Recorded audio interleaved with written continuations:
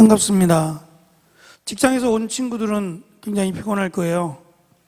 식사도 못하고 왔을 수도 있고. 어깨를 조금 이렇게 돌려보세요. 부서지는 소리가 나나요? 고개도 좀 돌려보고.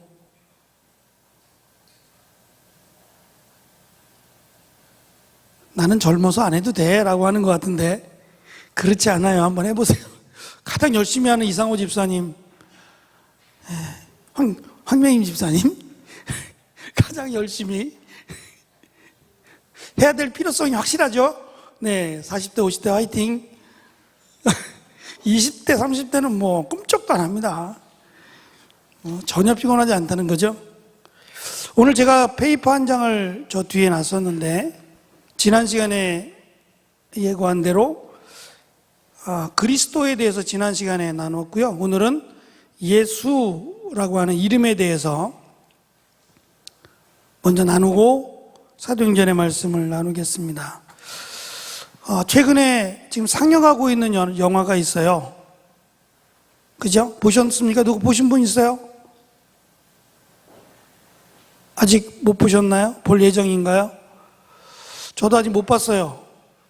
볼 시간도 사실 없었고, 그 영화를 보기 전에 그리스도, 예수라고 하는 뜻이 무엇인지를 먼저 알고 보면 더 좋을 것 같다는 생각이 듭니다. 지난 시간에 그리스도를 먼저 다뤘던 것은 사도 바울이 13편의 말씀, 편지를 쓰면서 예수 그리스도, 물론 그렇게도 표현하지만 바울은 특별히 그리스도 예수라는 표현을 많이 썼어요.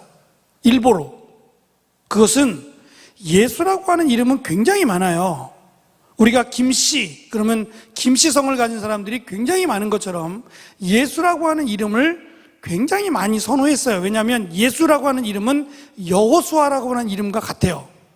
여호수아, 예수와 예수 같은 어근을 가지고 있기 때문에 여호수아 그러면 벌써 무엇이 생각이 납니까? 젖과 꿀이 흐르는 가나안 땅, 하나님이 약속하셨던 가나안 땅, 새로운 땅에 들어가는 그런 지도자로서 우리가 좀 닮아야 되겠다, 또는 그런 사람이 되기를 원한다라고 하면 여호수아라는 이름을 많이 붙이겠죠.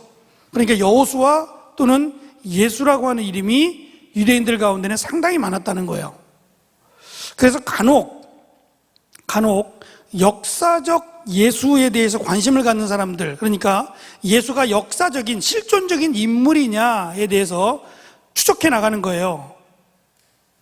이게 가능할까요? 2000년도 넘은 시간에 한 사람, 어떠한 사건 가운데 한 사람, 예수님을 찾는 거예요. 그러니까 예수님이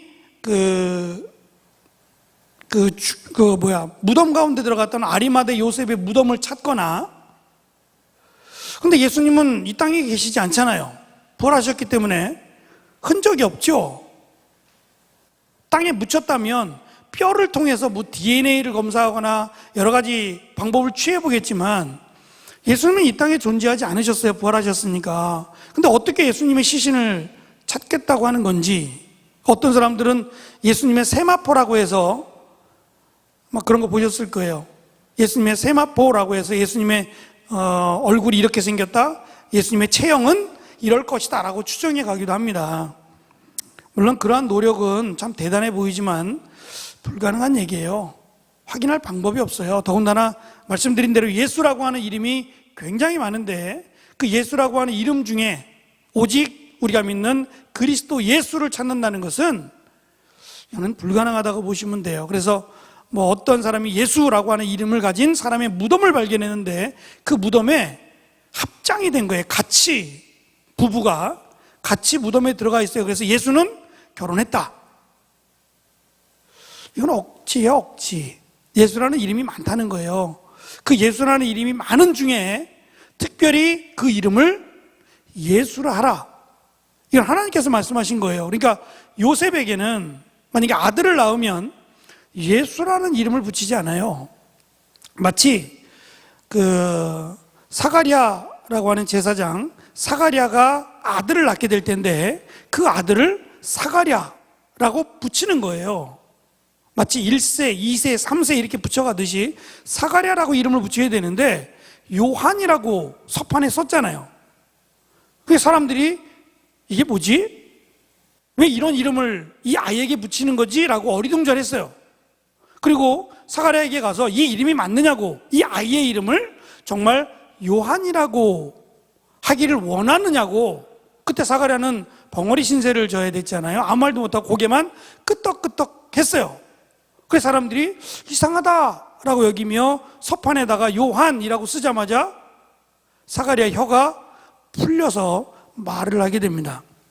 그러니까 이름이라는 것은 그 집안을 대표하는 거예요. 그러니까 이름만 보면 그 집안을 추적해 나갈 수 있어요. 그러니까 우리는 글쎄요, 여러분들 할아버지 이름 혹시 아세요? 할아버지 성함.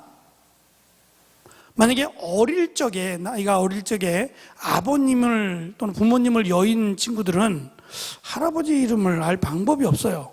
그런데 최근에 아주 내가 성장하기 가까운 시기에 할아버지나 할머니를 여의었다면 충분히 기억을 할 거예요. 그러면 할아버지 위에 증조할아버지라고 부르는데 증조할아버지의 이름은 알아요? 우리 머리가 좋은 형민이 증조할아버지 이름 알아? 몰라? 실망시키지 않는 승원이 몰라? 혹시 아시는 분? 증조할아버지의 이름 기껏해야 3대예요. 3대. 아버지, 할아버지, 증조할아버지. 내 위로 3대예요. 근데 우리는 이 3대의 이름을 아마 거의 정말 특별하지 않는 한 외우고 있지 않아요. 근데 이스라엘 백성들은 몇 대를 외운다고요? 10대를 외운다고요. 10대를. 왜 외우겠어요? 시험에 나와서? 아니겠죠. 왜 외우는 거예요? 10대를.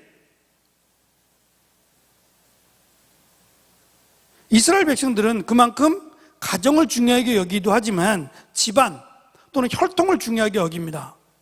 그래서 첫째는 내가 이 집안의 족보 가운데 누가 되지 않기를, 먹칠하지 않기를 그러면서 살아가는 거예요. 그러니까 내가 예를 들어서 뭐 자수성가를 하거나 큰 인물이 됐어요. 그럼 내 이름을 누가 불러주겠어요? 내 아들이, 손자가, 증손자가 10대까지 내 이름을 부르는 거예요. 그러면 어떠한 일이 발생을 해요? 야, 우리 할아버지가 누군지 알아? 라는 거 생기겠죠. 근데 우리는 3대까지도 잘 모르니까 우리 위에 10대에 어떤 일이 벌어졌는지는 모르잖아요. 정말 대단한 일이 있어서 입에 침이 마르도록 자랑해야 될 일이 있을 수도 있는 거예요. 근데 우리는 사실 이런 일에 별로 관심을 두지 않아요. 근데 이스라엘 백성들은 10대까지를 외우는 거예요. 그러니까 10대 가운데 한 사람이 정말 대단한 인물이 나오면 이 이름은 적어도 10대까지는 계속해서 불려져 가는 거예요. 말이 10대지 한 사람이 한 70살까지 산다고 생각해 보세요. 700년입니다. 몇백 년 동안이나 그 존경하는 이름이 계속 자랑이 되어 가는 거예요. 그러니까 자녀들이 볼 때 내 이름을 후대에 알려야겠다라는 생각을 갖겠죠. 이것이 단지 한 세대가 아니라 10세대를 거쳐가기 때문에 내 이름을 드러내기 위해서 많은 노력을 할 거예요. 그러니까 이름을 지을 때에도 그 할아버지 10대와 관련이 있는 이름들을 지어주는 거예요. 그러니까 요셉에게 있어서 예수라고 하는 이름은 전혀 나올 수가 없는 이름인데 그냥 하나님께서 그렇게 말씀하셨어요. 요셉에게 이름을 예수라고 불러라. 요셉은 많이 혼란스러웠어요. 성경에는 요셉을 의인이라고 표현합니다. 그가 의로운 자라. 마리아가 결혼을 1년 앞두고 갑자기 덜컥 하고 아기를 가졌대요. 근데 마리아가 이거를 또 다 설명해 주면 얼마나 좋아. 설명을 안 해요. 답답하죠. 설명을 안 해요. 그러니까 당연히 부정한 여자라고 생각을 하고 이 결혼은 무효다. 그래서 가만히 끊고자 했어요. 사람들에게 드러내서 내가 결혼하려고 했는데 이 여자가 얼마나 부정한 여자인지 알아? 이 여자가 갑자기 결혼해가지고 아기를 갖고 막 이렇게 떠벌리고 다니면 뭐 자동적으로 파혼은 되겠지만 이 여자는 두 번 다시 이 마을에 살 수 없어요. 심지어는 돌에 맞을 수도 있는 거예요. 그래서 나와 결혼하기로 약속한 여자, 어떠한 일이 벌어졌는지 모르지만 아기를 갖게 됐는데 내가 이 여자를 그래도 용서하는 마음으로, 결혼할 수 없지만 용서하는 마음으로 조용히 이 결혼을 무효로. 근데 이게 무효라는 게 쉽지 않은 게 1대1의 결혼이 아니에요. 우리도 마찬가지예요. 여러분들 잘 생각해야 돼요. 결혼은 그냥 내가 사랑하는 그 사람과만 결혼하는 게 아니에요. 적어도 2개의 집안이 하나가 되는 거예요. 그러면 2개의 집안만 하나가 되는 게 아니에요. 형제들이 있잖아, 또.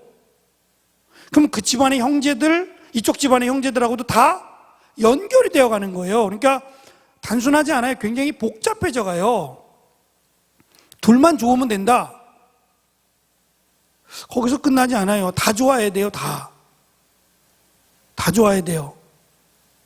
근데 지금 결혼이라고 하고 정혼이라고 했으면 이미 2 집안뿐만 아니라 친척까지도 다 알고 있는 거예요. 가나의 포도잔치를 보세요. 가나의 포도잔치를 기억하면 작은 마을, 가나라고 이름하는 작은 마을에 잔치가 벌어졌을 때 심지어는 개까지도, 그 집안의 개까지도 초대할 만큼 그 전체가 다 잔치였어요. 근데 그럴 수밖에 없는 게 시족사회였단 말이에요.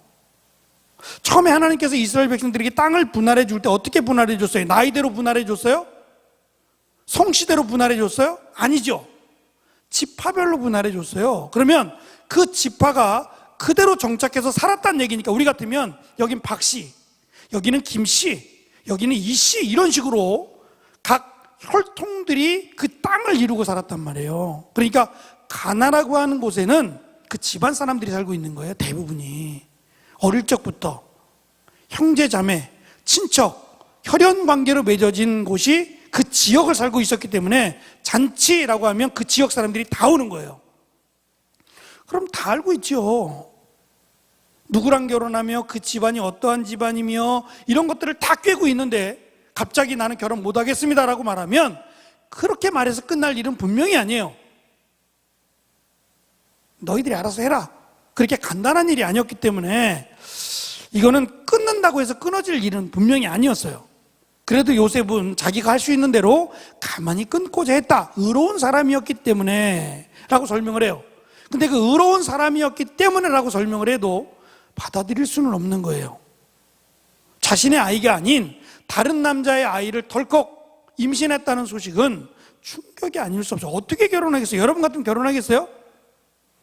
여러분 같이 믿음이 좋고 이 밤에 피곤한데 저녁도 제대로 안 먹었는데 여기 나와 있잖아요. 그러니까 이만한 믿음을 갖고 있는 여러분들은 받아들일 수 있어요? 진주야, 받아들일 수 있겠어? 어느 날 덜컥 그 남자가 아기를 안고 왔어. 결혼을 앞두고. 어떻게 할래? 죽어도 안 되는 거야? 안 된대요. 된다라고 하는 사람, 나는 넉넉해, 마음이 후덕하고 마음이 넉넉해서 얼마든지 받아들일 수 있지. 한번 손. 에휴, 그걸 어떻게 받아들이겠어요, 그죠?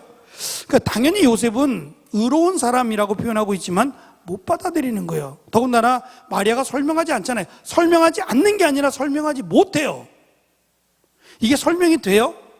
어느 날 갑자기 성령께서, 역사적으로 딱 한 번만 있는 일이잖아요. 인류 역사상 딱 한 번만 있는 일이에요. 마리아의 뱃속에 성령으로 잉태됐다. 그러면서 제가 그런 얘기 했잖아요. 혈액형 얘기했던 거 기억나죠? 예수님의 혈액형이 내 혈액형이었으면 좋겠다. 다들 그렇게 생각하잖아요. 근데 예수님의 혈액형은 우리하고는 분명히 달라요. 왜냐하면 정자와 난자의 어떤 그 결합으로 인해서, 유전자로 인해서 우리는 태어났잖아요. 그죠? 딱 봐도 김홍경 목사님 아니야.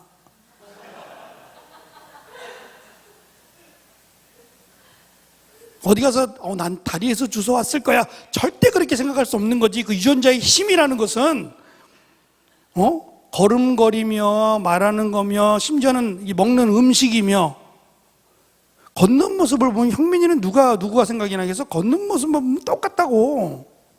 그건 어쩔 수 없는 거예요. 그건 당연한 거죠. 그죠? 그게 유전자의 힘이에요.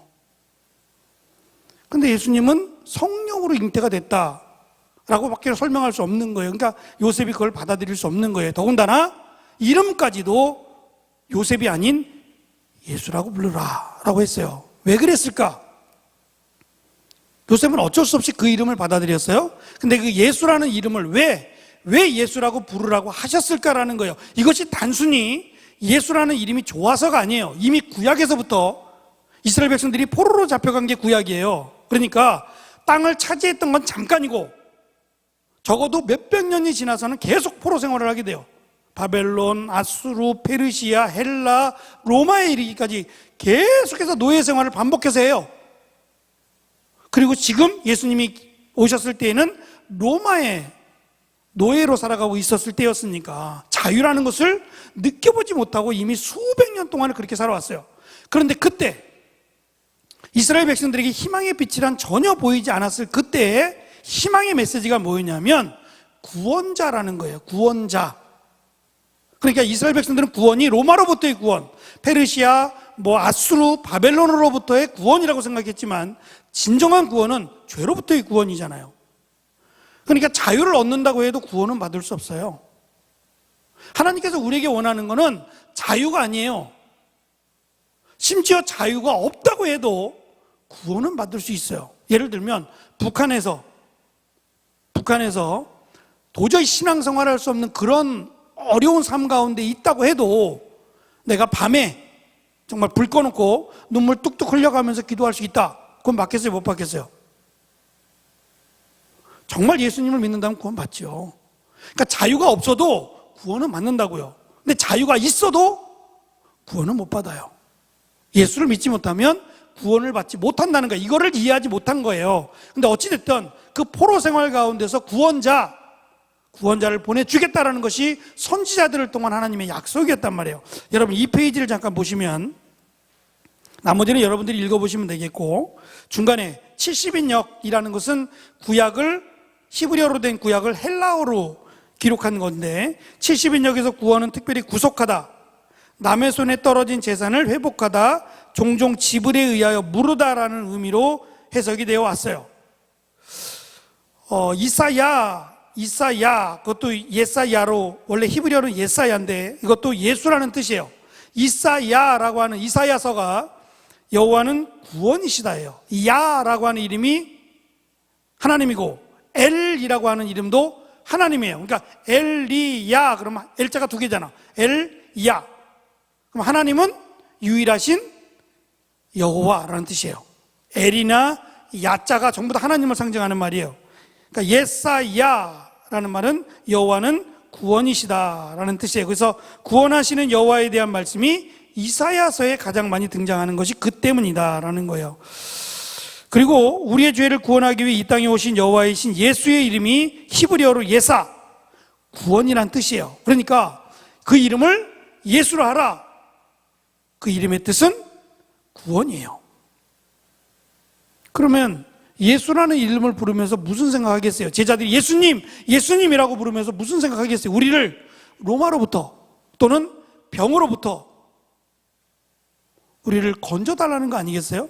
그러니까 예수님이 병자를 고칠 때 무슨 생각을 하냐면 이분이 구원자다. 먹지 못해 죽어가는 사람들에게 먹을 것으로 배불리 먹도록 도와주실 때 예수님이 구원자다. 이렇게 생각했단 말이에요. 근데 예수님을 왜 죽이라고 말하느냐? 그럼 죽은 자도 살리기도 하고 병든 자를 고치기도 하고 또 배고픈 자에게 먹을 것을 주셨던 예수님 아니에요. 그러니까 예수님을 보면서 사람들이 호산나 노래를 부르고 종려나무 가지를 바닥에 깔아놓고 예수님이 예루살렘에 들어가실 때 이제 때가 되었다, 이제 예수님이 왕이 되시는 거다라고 외쳤던 그들이 갑자기 돌변을 해서 예수님을 십자가에 못 박으라고 환호했던 그들이 그런 거예요. 갑자기 돌변을 해서 예수를 십자가에 못 박으라고 했던 이유가 뭐예요? 왜 갑자기 이들의 마음이 바뀌었을까요? 그것은 예수님이 그렇게 말했기 때문이에요. 죽는다고. 제가 누누이 말하잖아요. 메시아는 영원히 죽지 않는다. 그것을 우리가 들었다는 거예요. 메시아가 죽지 않죠. 능력 있는 전능자가 어떻게 죽어요? 네?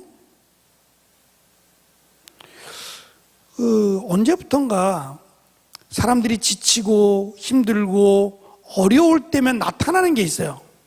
그 여러 가지가 있겠지만 그냥 사회적으로 보면 경제적인 어려움이 올 때 가장 많이 팔리는 여자 화장품 중에 가장 많이 팔리는 게 뭔지 아세요?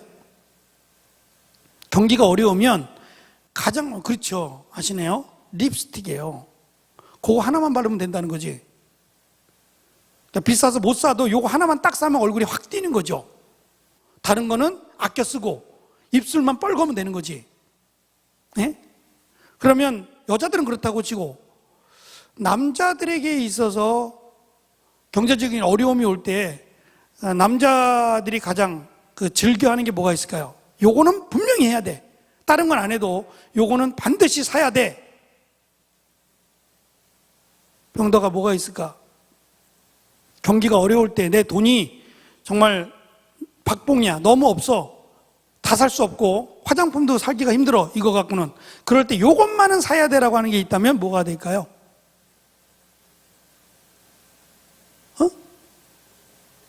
모르겠어요. 그런 적이 없어서 그래 본 적이 별로 없거든. 일회용 면도기래요. 일회용 면도기. 그거 얼마 안 하거든요. 200~300원이면 사는 일회용 면도기는 사야 된대요.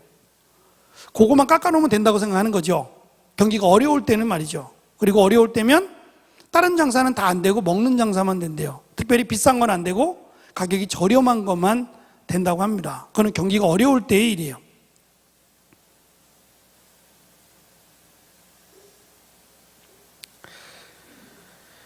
내가 세면 안 되는데 세면은 못 돌아오는 경우가 가끔 있어서 주체할 수 없는 뭔 얘기가 여기까지 갔어요? 네? 그 경기가 어려울 때 그 얘기였고, 정말 힘들고 소망이 보이지 않을 때쯤 나타나는 영화들이 있어요. 어떤 영화들이 나올 것 같아요? 나는 주은이가 얘기한 줄 알았어. 그러길래 마블 시리즈예요.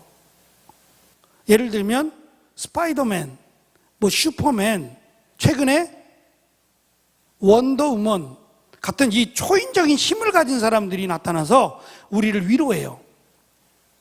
절대 안 죽는 거잖아요. 총을 쏴도 안 죽고 하여튼 폭탄을 터뜨려도 안 죽는 사람들을 통해서 나 스스로가 높아지는 거예요. 그걸 보면서 통쾌함을 자꾸 느낀다는 거죠. 죽어야 되는데 안 죽고. 그래서 그렇게 통해서 희망을 주는 거예요. 일본 같은 경우는 가장 힘들었을 때, 히로시마에 폭탄이 터져서 정말 일어설 재기의 모습이 전혀 보이지 않을 때 그들이 만들어냈던 만화 영화가 하나 있어요. 뭔지 아세요? 제가 초등학교 전에 봤던 영화예요. 여러분 잘 모를 거예요. 아마 황 집사님이나 이상훈 집사님은 아실 텐데. 무슨 만화 영화인지 아세요? 일본 거고요. 모른 척 하시는 거예요. 모른 척 하시는 거죠. 아톰이라는 영화예요. 여러분도 아마 보셨을지 모르겠어요. 아톰이라는 영화가 일본을 일으켰어요. 일본에게 희망을 준. 그러니까 이 만화 영화라는 것은 사실 미래적인 거예요. 미래적인 영화예요. 실제로 아톰처럼 만들어내지 못하거든요. 못 만들잖아요. 근데 못 만드는 것을 만들어내요. 만화는 그렇다고요. 공상이지만 미리 만들어내서 그것을 쫓아가는 거예요. 과학이. 자동차도 그랬어요. 자동차를 그림으로 만화로 만들어냈는데 지금은 그 만화가 현실화된 거 아니에요. 그러니까 만화가 우리가 할 수 없는 일들을 미리 공상화시켜서 만들어서 희망을 주고 이 희망을 쫓아서 지금 현재가 미래를 향해 나아간단 말이죠. 그러니까 구약에서부터 계속 우리에게 희망을 준 것은, 노예로 포로로 잡혀있는 그들에게 희망을 주는 것은 메시아예요. 구원자라는 거죠. 근데 이 구원자라는 이름이 메시아 또는 그리스도라는 이름도 있지만 예수라는 이름이 있단 말이에요. 그래서 그 이름을 예수로 하라. 그래서 많은 사람들은 예수라는 이름을 가진 예수님이 우리를 로마로부터 구원할 줄 알았어요. 이 정도의 능력이면, 병든 자를 고칠 수 있는 능력이면, 죽은 자를 살릴 수 있는 능력이면 충분히 왕이 될 수 있다라고 여겨왔는데 죽는데요. 그러니까 제자들이 얼마나 실망했어요. 죽는데요.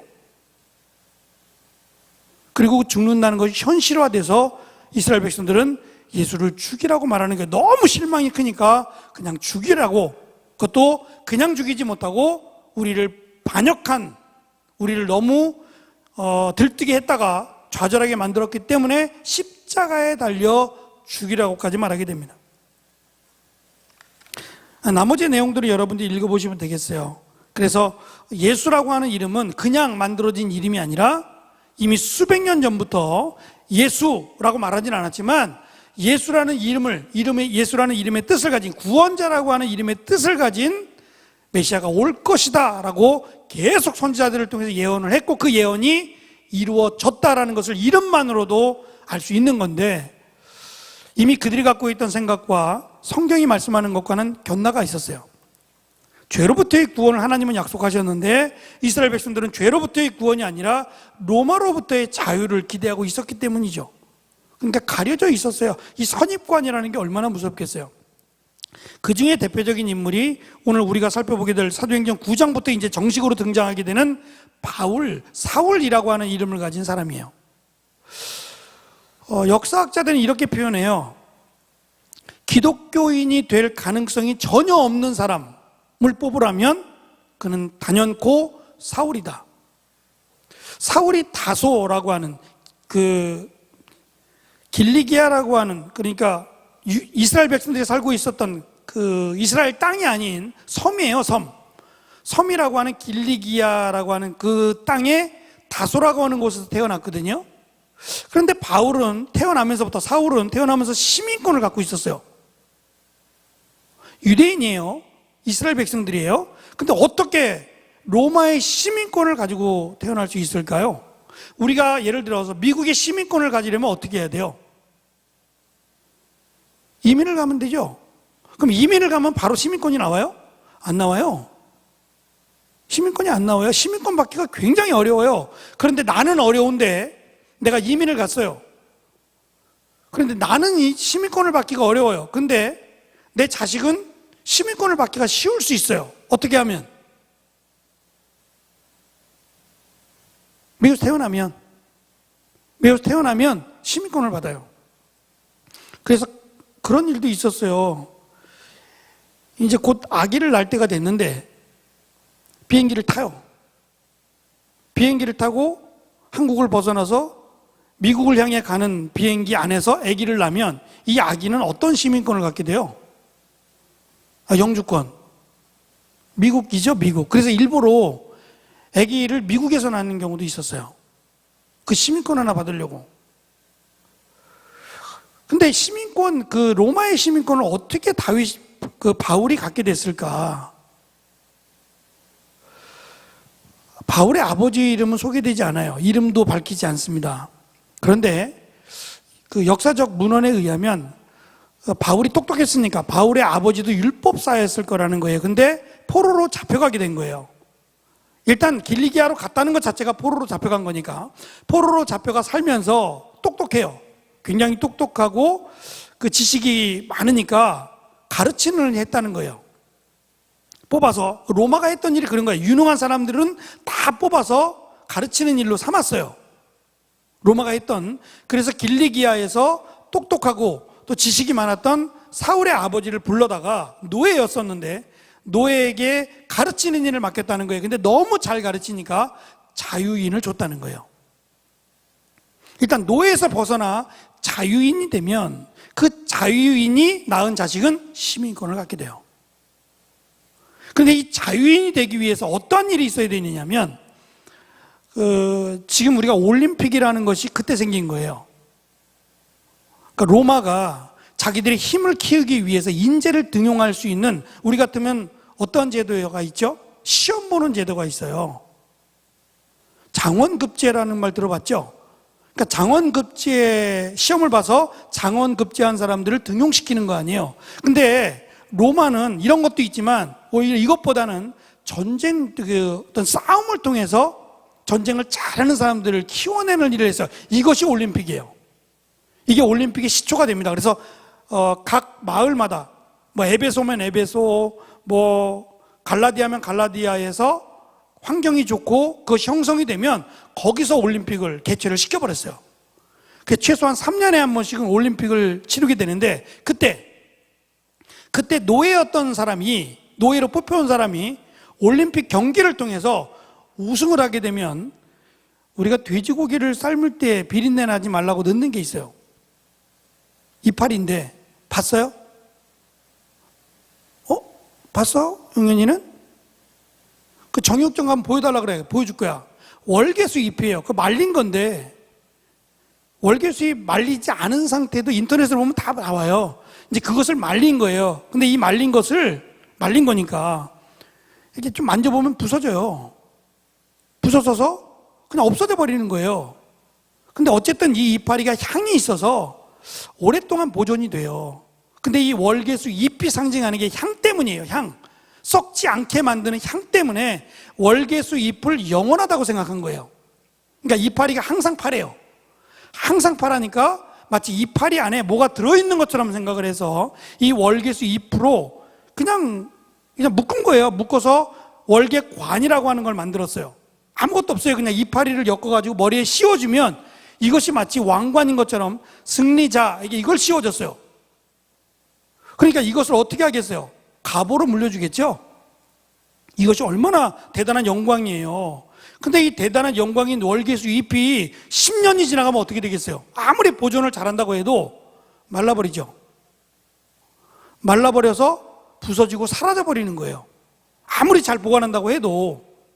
그래서 성경에서 썩지 않을 면류관, 썩을 면류관, 이 얘기가 그 얘기예요.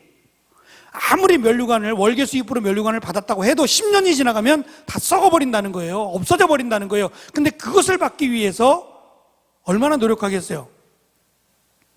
근데 이것만 받으면, 월계수만 받으면, 그러니까 우승만 하면, 어떠한 경기든지 간에 우승만 하면 노예에서 자유인이 돼요.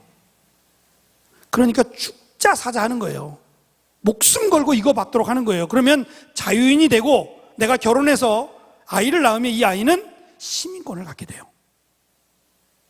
그러니까 자유인이 되기 위해서 얼마나 노력을 많이 했겠어요. 그 길밖에 없어요. 노예가 자유인이 되려면 경기에서 우승을 하거나 특별한 공로를 세워서 자유인으로 어떤 그 상을 받거나 이 두 가지 방법밖에 없는 거예요. 근데 사울의 아버지는 가르치는 일로 인정을 받고 로마로부터 자유인으로 승격을 당했다라는 거예요. 그래서 낳은 아들인 사울은 자연스럽게 로마의 시민권을 갖게 됐을 것이다 라고 학자들은 이야기합니다. 아마 굉장히 근거 있는 말인데요. 어쨌든 돈으로도 살 수 없는 거예요, 로마의 시민권은. 근데 이것을 태어날 때부터 가지고 있었다는 거예요. 그러면 사울은 누구로부터 그 재판을 받아야 되냐면 로마로부터 재판을 받게 돼 있어요. 보호를 받는 거예요. 우리가 미국의 시민권을 가진 사람을 함부로 할 수 없죠. 함부로 할 수 없어요. 왜냐하면 미국의 시민이기 때문에, 미국 사람이잖아요. 미국의 시민권을 갖고 있다는 거는. 그러니까 함부로 우리가 대할 수 없는 거예요. 그러니까 시민권을 갖고 있는 사람, 미국의 시민권을 갖고 있으면 얼마나 어깨를 이렇게 펴모 살겠어요. 강대국이니까 아마 그럴 겁니다. 근데 사울은 그 시민권을 갖고 있는 것을 한 번도 자랑한 적이 없어요. 오히려 매를 맞고 억울하게 누명을 쓰고 감옥에 갇혔을 때 난 로마의 시민권을 갖고 있어 라는 말 한마디면 바울을 가둔 사람들이 와서 무릎을 꿇어야 돼요. 그런데 바울은 그것을 드러내지 않았다 그랬어요. 오히려 이것을 배설물과 같이 여긴다 그랬어요.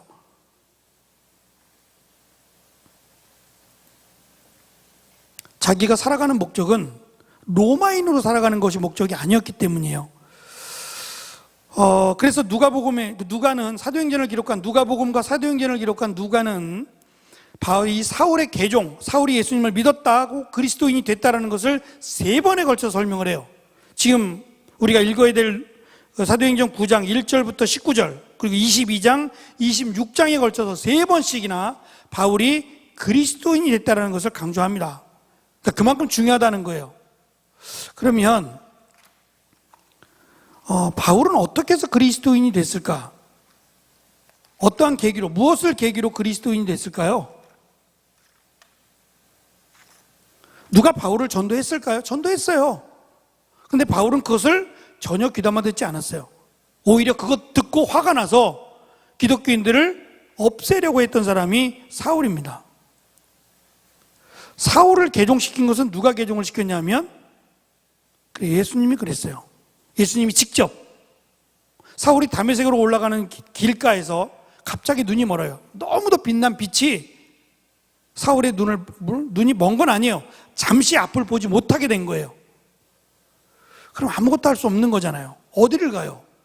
가다가 죽을 수도 있는데 그냥 그래서 엎드릴 수밖에 없고 누군가의 부축을 받아서 이동할 수밖에 없는 상황이 되어버렸어요. 그렇게 기세가 등등하던 사울이 갑자기 앞을 보지 못하자 아무것도 할 수 없는 자가 되고 맙니다. 그러면 볼 수 없으니 들을 수밖에 없는 거예요.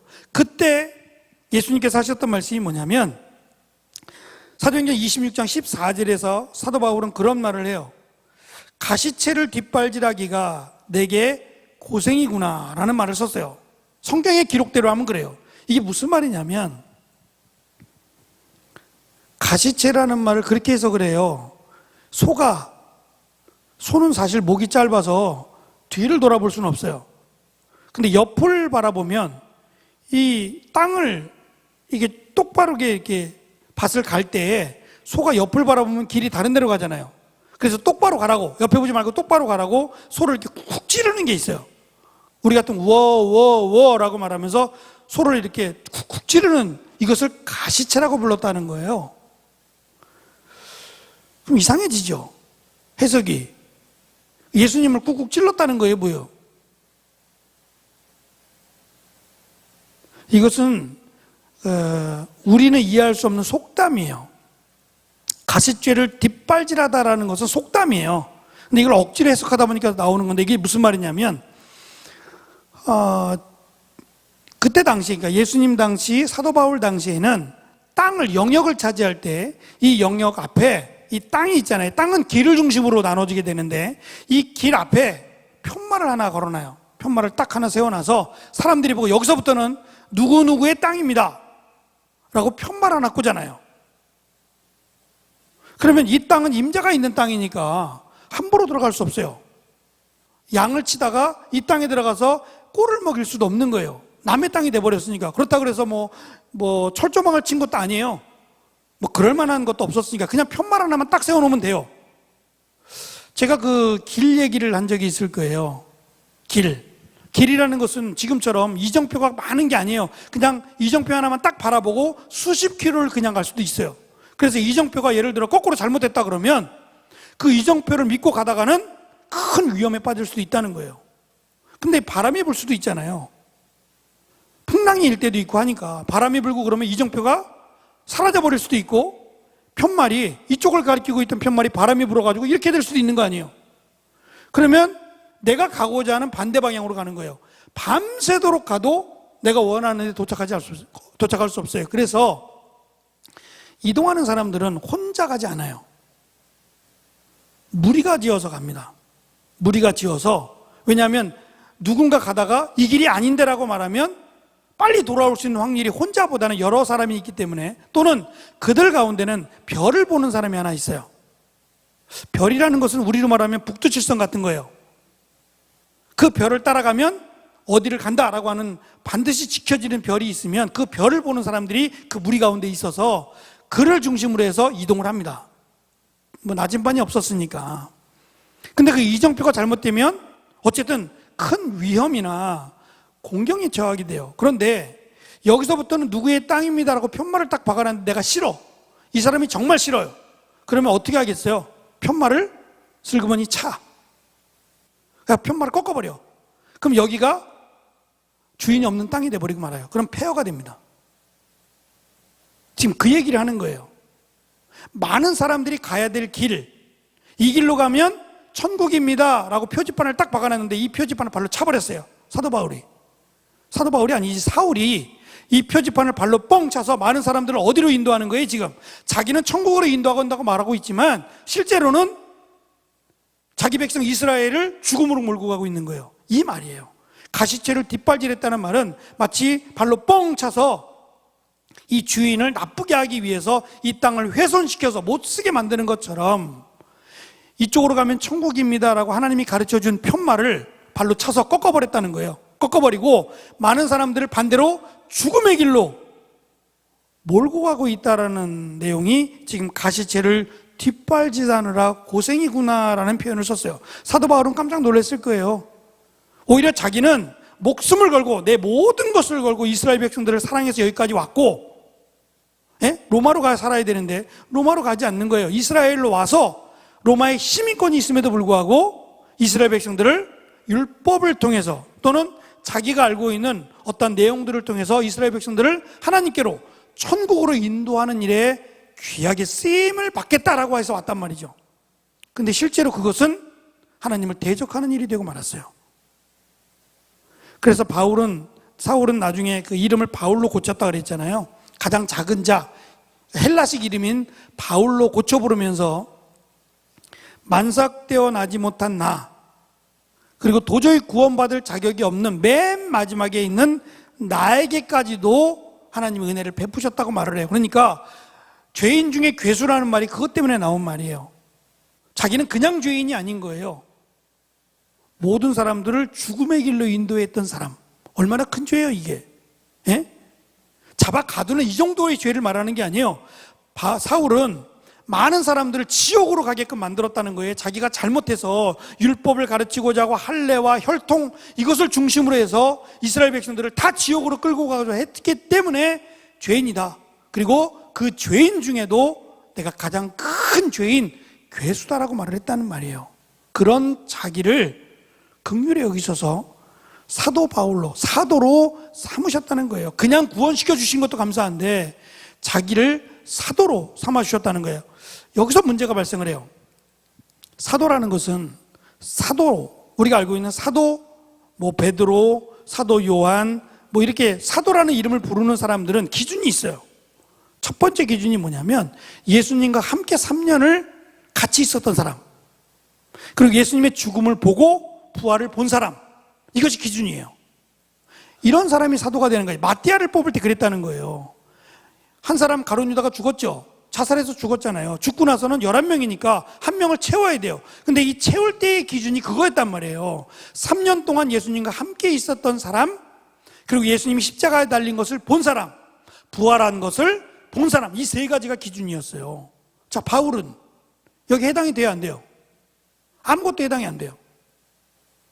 물론 바울이 부활하신 예수님을 만났어요. 분명히 만났어요. 근데 이것은 많은 사람들이 본 중에서 만난 게 아니라 그냥 예수님이 찾아와 주셔서 만난 거 아니에요. 내가 아무리 얘기한다고 누가 믿어요 그걸? 그러니까 바울은 해당이 안 돼요. 사도가 될 수 없는 거예요. 그러니까 제자들의 입장에서 내가 예수님의 말씀을 들었고 내가 예수님을 만났다고 아무리 얘기해도 근거가 없어요. 그러니까 그것 때문에 문제가 되는 거예요. 네가 무슨 사도야? 나 사도된 바울은 이렇게 표현할 때 많은 사람들, 유대인들, 흩어져 있던 유대인들이 그런 말을 하는 거예요. 네가 무슨 사도야? 누가 당신을 사도라고 인정했어? 이것 때문에 사도 바울이 힘들었어요. 그래서 당시 예루살렘 교회의 대표였던 야고보, 예수님의 동생이에요. 동생인 야고보가 둘인데 한 사람 목배임을 당한 사람 야고보 말고 예수님의 동생인 야고보가 있어요. 이 야고보가 예루살렘 교회의 대표가 되는데 이 야고보하고 베드로에게 확실하다, 바울은 사도가 맞다라고 하는 추천서를 받기를 원했어요.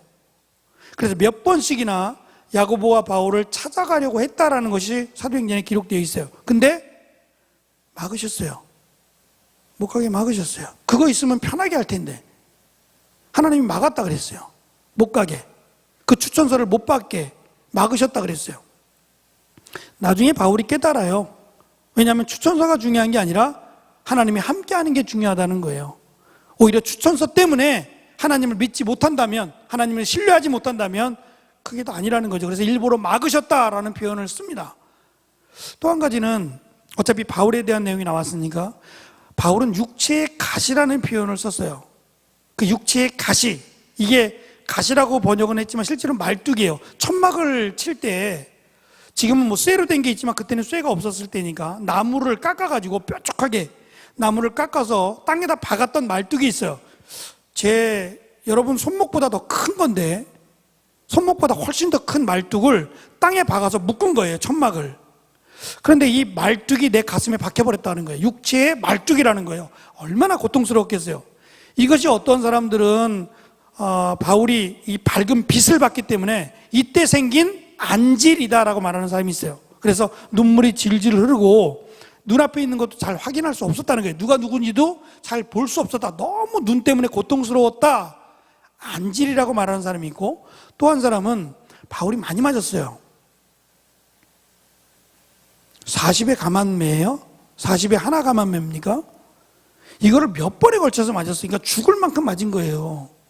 그냥 우리 같으면 넓적한 곤장이라 그러죠. 이것도 굉장히 아팠을 거예요. 이 나무에다가 물을 매겨가지고 물을 뒤집어 쓰고 맞으면 더 아프죠.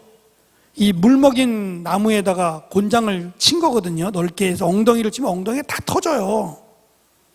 그것도 아픈데 얼마나 아프게 쳤겠어요. 그냥 맞고 죽으라는 건데. 근데 너무 많이 맞아가지고 바울이 간질에 걸렸다고 말하기도 해요. 그러니까 간질이라는 것은 갑자기 정신을 잃어버리는 거예요. 거품을 막 물고 쓰러져 버리는 거거든요. 간질이든 간질이든 간에 이게 정상이 아니잖아요. 그러니까 사람들이 모여서 막 설교하다가 복음을 전하다가 거품 물고 쓰러져 지가. 그럼 사람들이 뭐라 그랬어요? 네가 믿는 신은 이거밖에 안 돼? 너나 고쳐. 사람들이 비웃지 않겠냐고요. 이것 때문에, 그러니까 복음을 전하는데 오히려 이것이 방해가 되는 거예요. 네가 믿는 하나님은 그거밖에 안 돼? 너도 못 고치면서 우리를 고친다고 말을 해? 네가 믿는 하나님은 축복의 하나님이 아니네. 이것 때문에 너무 속상한 거예요. 그러니 하나님, 제가 저를 위해서 고쳐달라는 게 아니라 복음을 위해서 고쳐달라고 하는 겁니다 라고 3번씩이나 기도를 해요. 그때마다 3번 동일하게 하신 말씀은 내 은혜가 내게 족하다예요. 내가 교만하지 않게 하기 위하여 일부러 남겨두었다는 거예요. 하나님의 일은 많고 적음에 있지 않습니다. 능력은 하나님이 주신 거예요. 저 사람은 저렇게 많은 일을 그렇게 준 거예요. 마치 5달란트를 준 사람이 있으면 1달란트 준 사람이 있는 거예요. 그러니까 5가지 일을 하는 사람이 있으면 그럼 5가지 일을 하세요. 나에게 주신 능력대로 일을 하는 거예요. 그런데 나는 능력이 하나밖에 안 돼. 근데 5개를 어떻게 해요? 그건 안 되는 거예요. 그러니까 나에게 주신 능력대로 일을 하는 거예요. 그것이 1달란트나 5달란트를 받은 사람의 비유에서 나오는 내용이니까 나에게 주신 능력대로 하세요. 난 저만큼, 저 사람만큼, 그럼 그 사람이니까 그만큼을 준 거예요. 하나님의 일은 많고 적음에 있지 않다는 거예요. 뭐에 있어요? 하나님의 일은 거룩함에 있어요. 여러분 잘 기억하세요. 제가 여러분들한테 제가 은혜 나눔을 보내면서 요즘 계속 신경 써서 하는 내용이 뭐냐면 예배예요. 하나님이 우리를 예배의 자리로 불렀어요. 이건 불가능한 겁니다. 예배의 자리는 거룩한 자만 갈 수 있어요. 예? 아무나 갈 수 있는 게 아니라고. 내가 청와대 가서 대통령을 만나고 싶다. 만날 수 있어요? 신청을 해도 여러 번의 절차가 있어야 되고요. 또 검색을 할걸요? 내 주머니에 뭐가 들었는지, 흉기가 들어있지 않는지 다 검색을 하고 신원조회까지 다 할 겁니다, 아마. 몇 대에 걸쳐서 신원조회를 할 거예요. 그래도 내가 독대할 수 있을까 말까지요.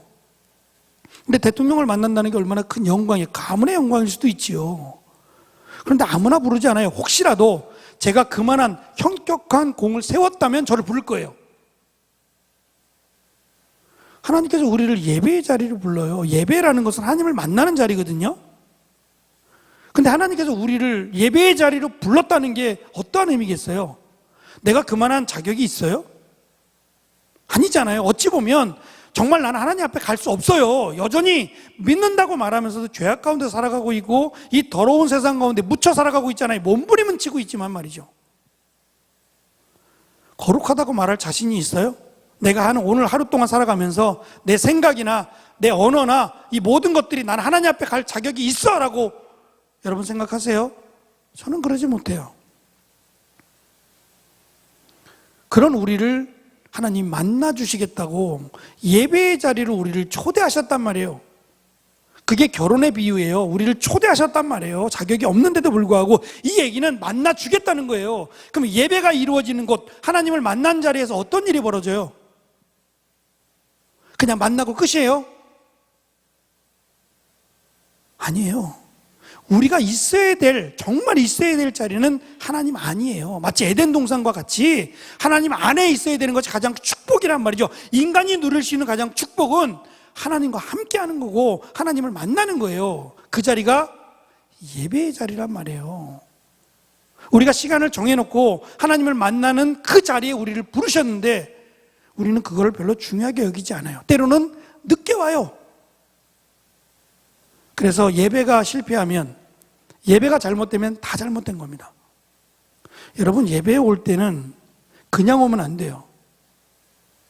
적어도 하나님을 만나는 자리. 그래서 우리가 예배 기도를 하게 되면 미리 한 주 전에 알려주죠. 주보를 통해서도 알려주고 광고를 통해서도 알려주는 이유가 그거예요. 기도로 준비하고 오라는 거예요. 그냥 오지 말고 기도문도 써보고 기도로 준비해서 삶을 가지고 나아오라는 거예요. 얼마나 기도를 잘하느냐를 보겠다는 게 아니에요. 하나님은 한 주간 동안의 우리의 삶을 기도를 통해서 들으시겠다는 거예요. 삶과 기도가 다르다. 그건 가짜죠. 하나님 모르시겠냐고요. 그래서 예배를 소중하게 여기라는 거예요. 하나님께서 우리에게 가장 큰 축복은 우리를 예배의 자리로 불렀다는 거예요.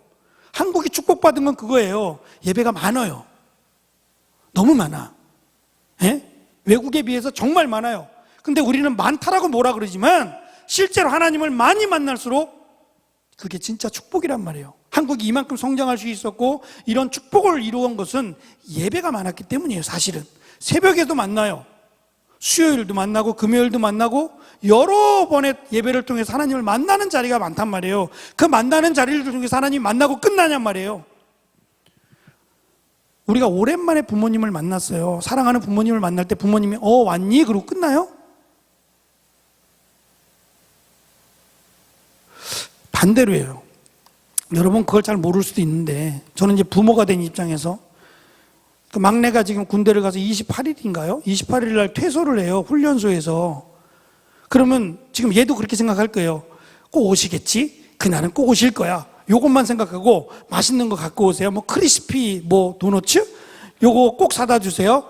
뭐 그런 것만 생각해요. 그러면 부모는 반대로 얘는 그거 받아 먹을 것만 지금 생각하잖아요. 부모는 무슨 생각할 것 같아요? 에? 얘는 아마 생각날 때만 생각할 거야. 힘들 때만 생각하고 배고플 때만 생각할지 모르겠어요. 부모는 수시로 생각해요. 잘 먹고 있을까? 잘 자고 있을까? 어려움은 없을까? 한 가지만을 생각하고 있는 게 아니에요. 그냥 얘 자체를 놓고 기도하는 거예요. 하나님이 우리를 만나실 때 무슨 생각을, 하나님을 생각한다 그러면 좀 죄송한데 하나님께서 우리를 어떠한 마음으로 만나 주실 것 같아요? 우리는 뭔가를 바라고 만나 자꾸 하나님을 만나면 이것도 달라고 그러고 저것도 달라고 이거 해결해 달라고 그러고 자꾸 문제를 안고 만나려고 해. 근데 하나님은 야 이 자식아 너는 나 만날 때 꼭 요거만 있어야 만나? 라고 하신 적이 없어요. 그것도 좋아하신단 말이에요. 올 때 그냥 오지 마시고 치킨도 사오시고 크리스피 도넛도 사오시고 모두 사오시고 안 가 나는 그런 부모는 없다는 거예요. 그거를 들으면서도 그것이 얄미워도 그거를 사면서도 기뻐하는 것이 부모란 말이에요. 하나님이 우리를 만날 때 아프고 쓰라리고 힘든 거 다 끌어안고 올 때에 하나님이 어떠한 마음으로 우리를 만나 주시겠어요? 해결할 뿐만 아니라 기다리신다는 거예요. 만나기를, 우리가 다가오기를 하나님이 우리보다 더 기다리신다는 거예요. 그러면 우리가 생각할 수 없는, 우리가 상상할 수 없는 것으로 하나님은 예배를 통해서 회복시켜 주시고 우리에게 믿음도 주시고 하나님과 함께하는 것이 얼마나 큰 은혜인지도 알려주신다는 거예요. 그러니까 우리에게 있어서 가장 큰 행복은 사실 하나님을 만나는 자리예요. 구약에서는 하나님을 만나면 죽었어요. 그래서 모세가, 하나님이 모세를 만나 주셨을 때 모세가 죽는다고 걱정했어요. 근데 하나님은 사실 모습을 보여줄 수는 없어요. 하나님은 우리처럼 형상을 가진 게 아니기 때문에 하나님이 어떠한 모습으로 보여주신 건 아니에요. 근데 하나님의 음성이 들려지고 하나님이 계신 그곳에 내가 서 있는 것 자체가 죽는다 그랬어요. 그러니까 어떻게 보면 우리가 하나님을 만나는 예배의 자리는 둘 중에 하나예요. 죽든가 살든가. 구약대로 하면 말이죠. 그래서 제사장들이, 대제사장이 하나님을 만나러 갈 때는 허리에 뭘 달고 갔어요? 끈을 매달고 갔어요. 방울을 달고. 그래서 1시간이 지나도 안 나오면 땡겨보는 거야. 딸랑딸랑 땡겨보는데 안에서 소리가 나면 안 죽은 거예요. 근데 2시간, 3시간이 지나도 아무 소리가 없어. 땡겨봐도 반응이 없어요. 그럼 땡기면 죽은 거예요. 그러니까 하나님을 만나는 자리가 그렇게 두려웠다는 거예요. 근데 우리는 하나님을 만나러 가면서 두려움이 있어요? 너무 없죠? 친구 만나러 가듯. 그러니까 그만큼 친숙하기 때문일지 모르지만 어쨌든 사도 바울은 예수님을 만나고 자기의 모든 걸 버렸어요. 그래도 행복하단 말이에요. 우리도 그걸 느꼈으면 좋겠어요. 그걸 느꼈으면 좋겠어요. 우리 하나님은 어떠한 하나님인지, 나를 위해 죽은 예수님은 어떠한 예수님인지, 여기에 하나님의 은혜가 있어요. 그래서 예배의 자리를 사모하시고, 그렇다 그래서 뭐 하루 종일 교회 와 살라 그러는 거 아니에요. 그러면 또 안 돼요. 가정도 있고 삶도 있잖아요. 근데 우리에게 주어진 예배 시간, 이 시간을 사모하는 마음으로 여러분 기대하세요.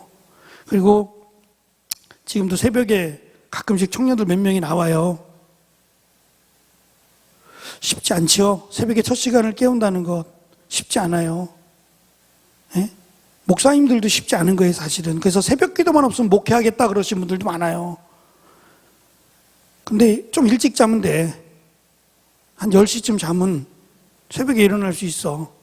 불가능해 보일지 모르지만. 근데 어쨌든 해보세요. 하루의 첫 시간을 하나님께 드리며 시작해보면 하루가 달라요. 하나님이 나와 오늘도 함께 하신다, 하나님이 나를 붙들어 주신다고 하는 힘이 느껴질 겁니다. 여러분들 젊은 날에 앞으로 남은 시간 동안 하나님이 함께하는 시간들이 더 길어졌으면 좋겠어요. 그것이 여러분들이 하나님께 받은 가장 큰 은혜라고 여겨집니다. 이 시간 함께 기도하고 마치죠. 바울은 자기의 가진 모든 것, 사람들이 부러워하는 모든 것들을 배설물과 같이 여긴다고 했습니다. 이것은 자포자기하는 마음이 아니라 더 크고 더 중요한 것이 하나님을 위한 삶이기 때문에 그랬습니다. 나의 믿음은 어디에 있습니까? 하나님을 만나는 예배의 자리를 사모하고 있습니까? 하루에 얼마나 하나님을 기억하고 살아가고 있습니까? 나를 위해 죽기까지 이 땅에 오신 그 주님의 은혜가 있는데도 불구하고 나는 그 은혜를 기억하며 살고나 있습니까? 내가 힘들 때 달라고만 하는 그런 연약한 자의 모습은 혹시 아닙니까? 이 시간 나를 돌아보며 1분 같이 기도하겠습니다. 기도합니다. 주님 감사합니다. 이 시간 사도행전을 통해서, 사도행전 9장의 말씀을 통해서 사도 바울이 주님을 만나고, 이 사도 바울은 자기의 모든 것을 배설물과 같이 여기며 이제는 내가 주님을 위해 살겠노라고 다짐하며 고백합니다. 이것이 그에게는 얼마나 큰 은혜요 축복이며 행복이었는지 우리에게 가르쳐 주려고 합니다. 내가 예수를 믿음으로 포기했던 모든 것들이 아깝지 않습니다. 내가 주님을 위해서 드렸던 시간들, 물질들 아깝지 않습니다. 오히려 더 많이 하나님께 드렸으면 좋겠고, 더 많이 하나님과 동행하기를 원하며 살아가기를 원합니다. 주님, 제가 예배의 자리를 사모하기를 원합니다. 주님을 만나는 그 자리, 하나님과 함께하는 그 자리가 얼마나 행복되며 축복임을 기억하는 우리의 삶이 되어지기를 원합니다. 하나님 함께하여 주시고 우리의 젊은 날, 이 젊은 청춘의 날을 세상 것에 두지 않게 하여 주옵소서. 주님을 바라보며 주님과 동행하는 귀한 은혜가 우리 가운데 있기를 원합니다. 하나님 함께하여 주옵소서. 주님과 함께하는 그 시간이 우리에게 얼마나 귀하고 복되고 축복임을 아는 우리 모두가 될 수 있도록 주님 함께하여 주옵소서. 이 밤도 저희를 부르셔서 찬양케 하시고 말씀을 듣게 하셔서 우리 감사합니다. 하나님이 함께 하시는 귀한 축복의 삶을 살아가는 우리 젊은이들이 될 수 있도록, 청년들이 될 수 있도록 저들을 축복하여 주옵소서. 살아계신 하나님, 전능하신 하나님, 우리를 죽기까지 사랑하신 그 주님의 사랑 은혜 감사합니다. 함께하여 주시고 주님의 자라 살아가기에 부족함이 없도록 저들을 인도하여 주옵소서. 주께서 함께하여 주시기를 원합니다. 주님 감사합니다. 허락하신 말씀 앞에 다시 한번 나를 돌아봅니다. 내가 어떻게 예배를 사모하며 살아왔는지, 하나님이 나와 함께 하신다고 약속하셨는데 그 약속을 믿음으로 담대하게 살아가고 있는지, 두려워하며 걱정하며 근심하며 살아가고 있지는 않는지, 하나님을 기억하며 살아가는 것이 나에게는 행복이요 축복이요 기쁨이 되고 있는지, 오늘의 삶이 그러하지 못했다면 주님, 내일의 삶은 정말 주님으로 인하여, 하나님의 은혜로 인하여 기뻐하며 살아갈 수 있는 사랑하는 청년들이 될 수 있도록 저들의 삶 가운데, 저들의 인생 가운데, 저들의 계획 가운데 하나님 함께 하시고 하나님의 약속을 믿음으로 살아가는 귀한 믿음의 지체들이 될 수 있도록 도와주옵소서. 감사드리며 예수님의 이름으로 기도합니다. 아멘.